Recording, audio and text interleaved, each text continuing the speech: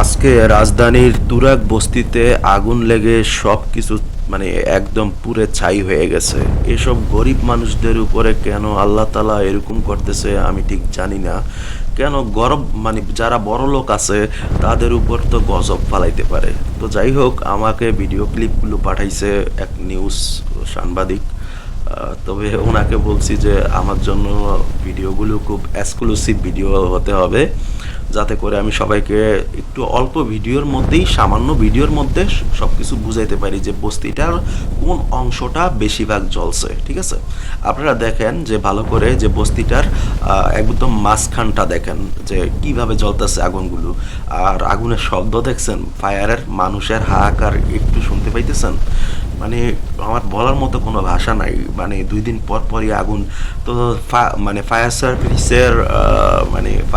সার্ভিসের sorry 4 unit এখন পর্যন্ত কাজ করতেছে। লাগছে আগুন সন্ধ্যার পর পরই, কিন্তু এখনো আগুন নিয়ন্ত্রণে আসেনি আমি যতটুকু খবর পাইছি। তো দোয়া করবেন সবাই আল্লাহ তাআলার কাছে যাতে সবাইকে সেভ করে।